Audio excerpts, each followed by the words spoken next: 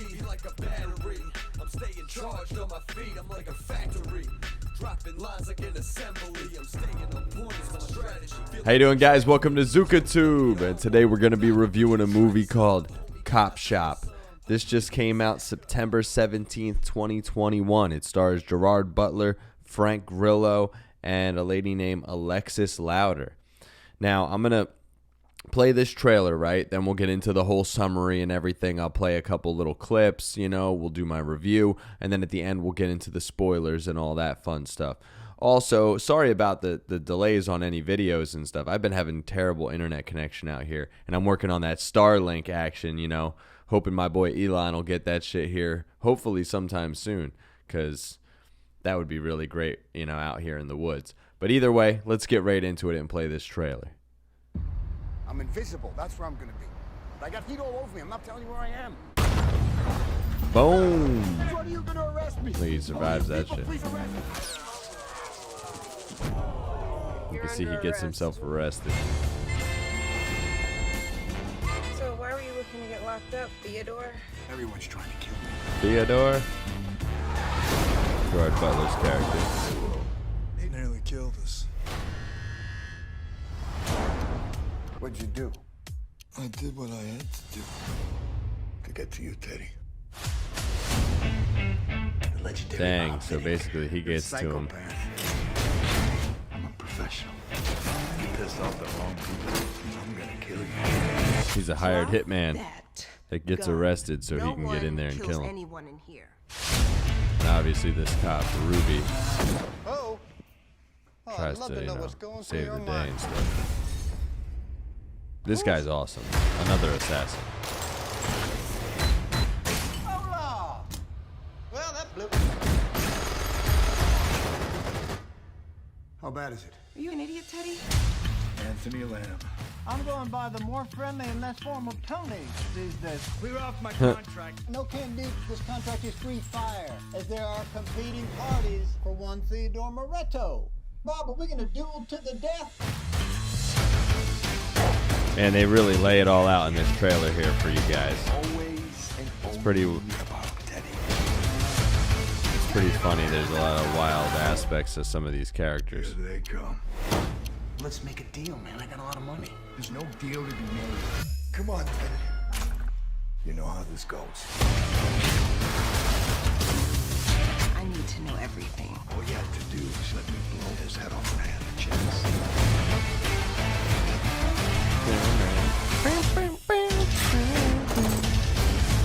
Somebody help this man! He's gonna die! I'm coming in there whether you like it or not. Now you see the difference? That is a psychopath. Yeah, so that character, Anthony Lamb, that they show licking the window and everything, he's great. He's my favorite character of this. That's a little bit of a, heads up right away. I'm gonna be a little biased towards that character. But either way, let me get into this summary, right? Okay, so because it basically explains itself in the trailer, but I'll read it either way, especially for those who may not be totally able to watch the whole thing that I'm doing and just listening. So, screaming through the Nevada desert in a bullet-ridden car, Willie con artist Teddy Moretto hatches a plan to hide out from lethal assassin Bob Vidic. He punches rookie officer Valerie Young to get himself arrested and locked up in a small-town police station. However, jail can't protect Moretto for as long as Vidic schemes his way into detention. Yeah, so what you see in the trailer, him kind of scheming his way in there. Biding his time in a nearby cell until he can complete his mission. And that's 100% basically what's going on here. So basically, Frank Grillo's character, this Teddy guy, he basically is a con artist and he crossed paths with the wrong people. You find out he's working, kind of in his own self-interest as well as for them, and he double crosses some people. Either way, right? And he's to the point of escaping his own death, and to prevent dying, he decides he's going to get himself arrested and thinks everything's cool. And then shortly after that, one of the assassins that was hired to kill him. It's kind of an open contract, so people are going after him. Sure enough, gets himself arrested so he can get in there with him, and he's got a whole plan drawn out to get him. And so you find out things. Obviously, there's going to be a little wrench thrown in the gears because you see in the trailer this other assassin comes in, and clearly you see shit goes down at this police station. And the one character, Valerie, the one girl, she basically is the kind of hero-esque character of the story, and there's kind of like a anti-hero aspect, that happens as well in this, but I'll explain it all, right? So after the whole thing happens and he gets himself arrested and the other guy basically introduces himself and all that, shit starts to go down and they start to figure out that things are getting a little weird with this whole 2 arrests. And they investigate and they start to ask them what's going on. And basically what happens is that so things go a little awry, and Gerard Butler's character Bob basically sets a trap, and things kind of go apeshit, and he assaults one of the officers and basically tries to break himself free. And it makes this whole situation where he gets caught and doesn't really succeed in that plan right away, and there's a little holdup in his plan, or is there kind of deal, you don't really know. And that's pretty funny because it makes them really investigate and interrogate them to find out the whole little backstory for Teddy and everything, and figure out what he did to kind of have these people hunting him down in the first place. But check out this clip of how crazy of a character Gerard Butler's character Bob is. Setting an alarm, a reminder to get your ass kicked? I wouldn't poke the bear, pal. His cellmate's a drunk idiot. Oh, there it is again. What? Oh, that's good. Change it up, huh? What? Keep them guessing. Dude. Keep him guessing. Don't make me you up in here, all right, man? You look like a stepdad. I would slap the out of you. At a real one, son. I don't give a. Looking at a real one, son. I love that. You feel me? You feel me? I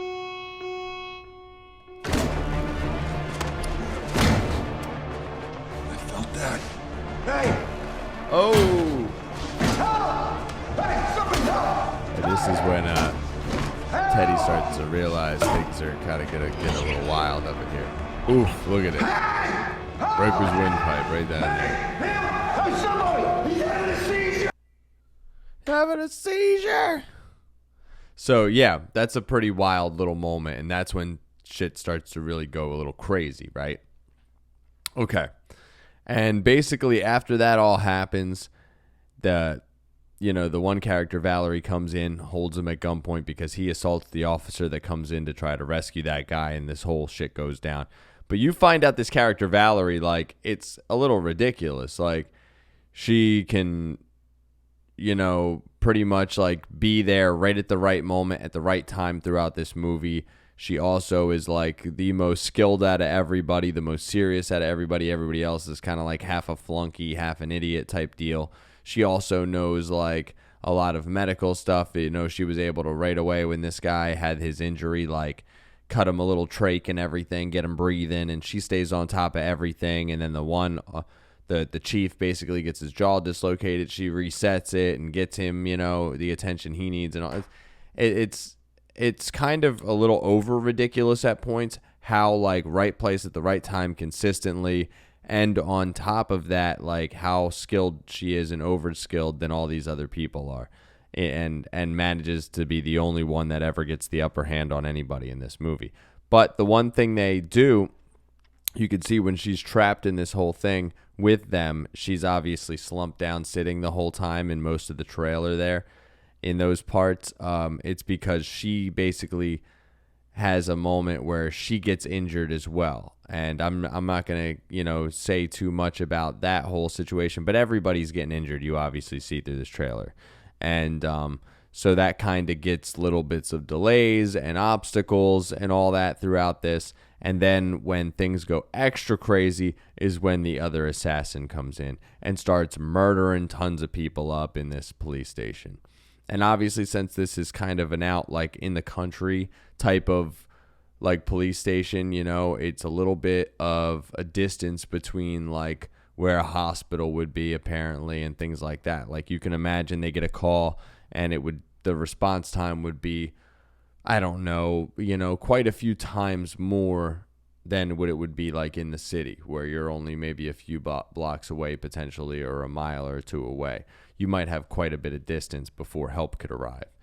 And so shit goes crazy, and at that point, it's a little bit of a free-for-all and kind of a stalemate situation where these people are trapped. They're trapped with an assassin and a criminal. Well, it's the girl trapped with an assassin and a criminal, and at the same time, they're kind of safe at the same time temporarily from another assassin. And you start to find out that Valerie realizes that, you know, maybe not all the cops are, you know, good people. Like, you know, you see one of them is kind of double crossing them in this situation. And that becomes a big, you know, play in how things go down, you know, when shit really goes crazy and they start losing a lot of cops in this station. So the one thing I can say about this movie overall is that, like, it's pretty, like, action oriented, but at the same time, there's a lot of sit down dialogue moments where they do have, like, a little bit of a back and forth between people, and it's pretty good. I do enjoy, like, Frank Grillo was never really like a dialogue oriented character to me, or an actor. You know, he's always been like an intense action guy, a stunt guy, all that stuff, big martial arts dude. So it's cool to see him as more of a main character in a movie like this. I thoroughly enjoyed him in it. He doesn't have, like, you know, anything spectacular that he does as far as any, like, dialogue parts or any, like, really emotional parts or anything like that. But it's enjoyable and it's funny, and he's got, like, this long hair the whole time and everything. And the comedy aspects between him being like this ridiculous kind of con artist guy that's kind of getting called out on his shit a lot, and then at the same time, like, the stoic, you know, professional, and the yet absolutely kind of craziness of, you know, Bob's character. And then on top of that, this other assassin guy, he's like extra wild and very, very comedic. And he's very enjoyable. Like, he's my favorite character, like I said earlier. Let me just play a little clip of just him acting a little wild. He's great. Look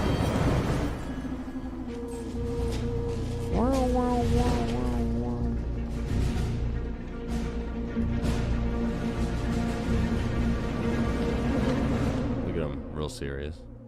Teddy's dead. That's what I said. Oh, let the man rap a plan so he'd see him home. I'm about to misuse him, rip him up and abuse him.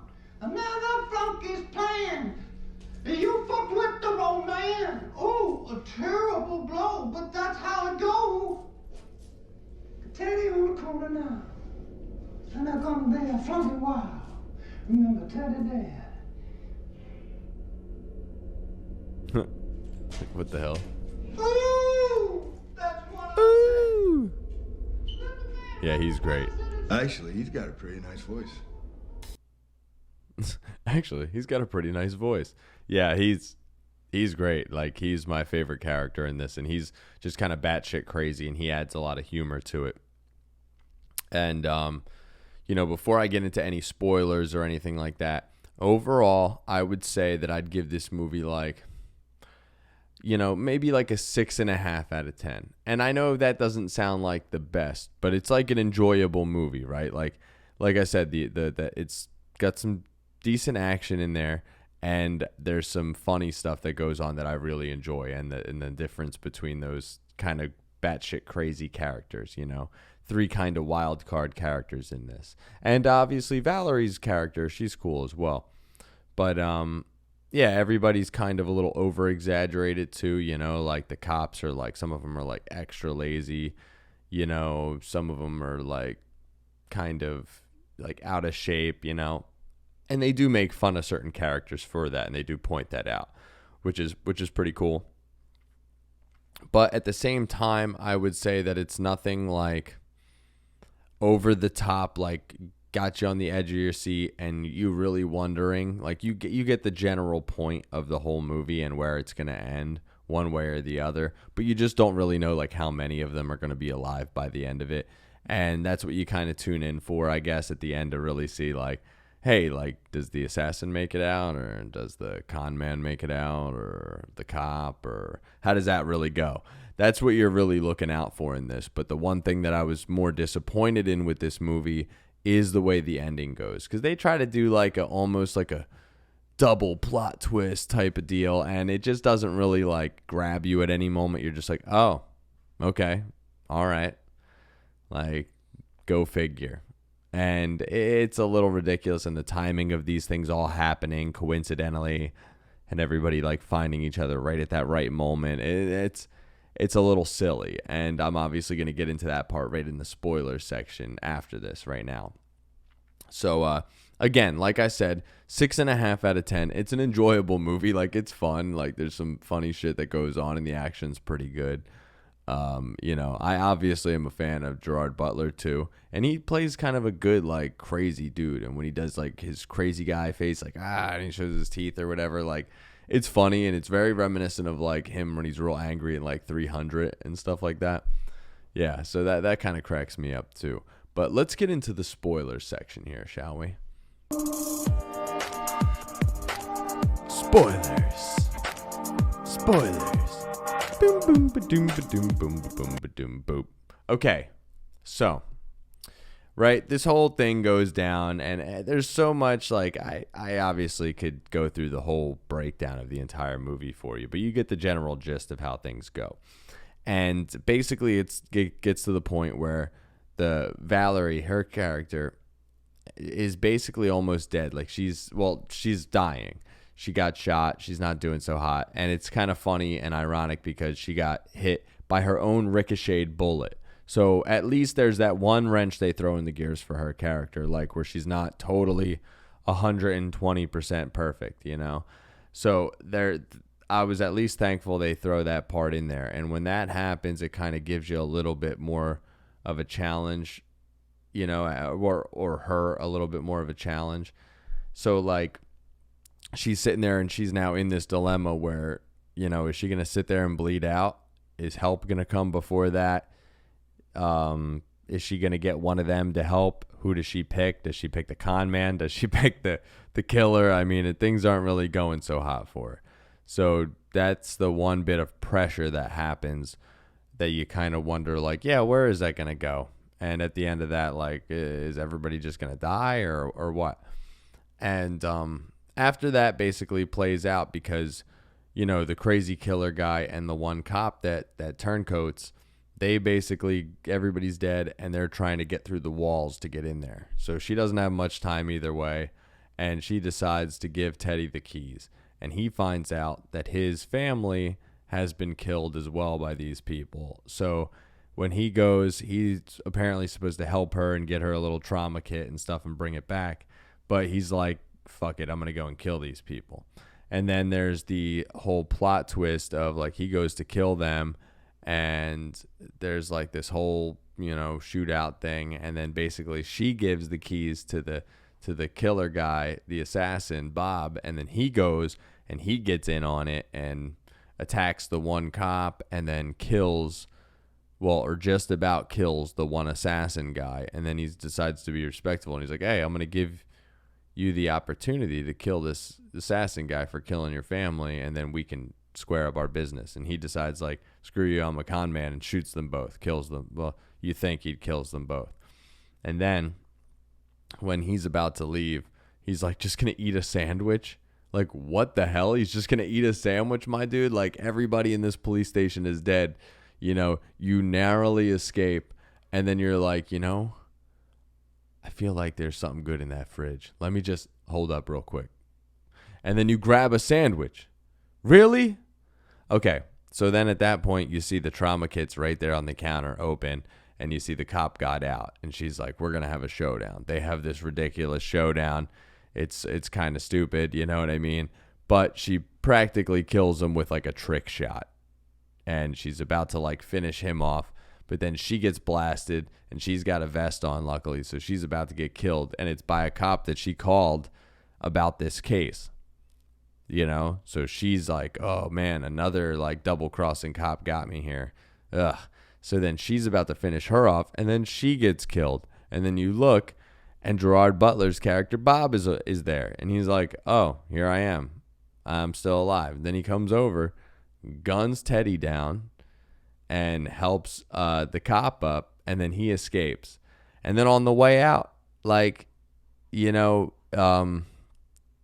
he's kind of cruising in his little cop car or whatever, and then she's out in an ambulance, and she stops and pulls the ambulance over and decides to go after him. And they have this like moment where they're both listening to the same song that the assassin guy was singing earlier. And it was like overkill for the way the whole ending played out. And that's the one thing that really I didn't like about this movie. Otherwise, like, I probably would have thoroughly enjoyed this all the way through. But let me just play a little clip at the end there.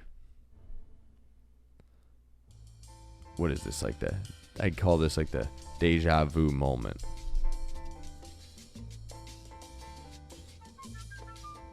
Hey, it's Vinny. All good. Moretto's burned. Yeah, shit. Easy breezy. Easy by the way, breezy. I'm gonna call Joe. Beautiful cover squirrel. Tell him I'm bringing him a beautiful piece of lamb. Huh. Because the guy's name is Anthony Lamb. What was that, officer?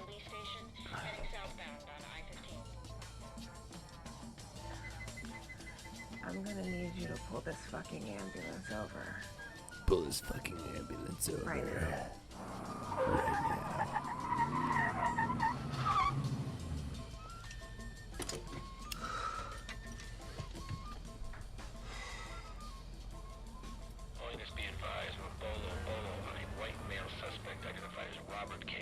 She drops that ball. She hijacks that shit.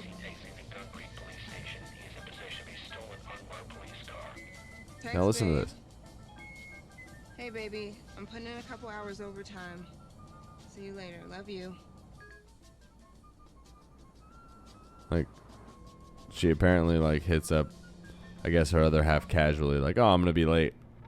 Like, I'm assuming she's been super late this whole time with all this shit that's going on.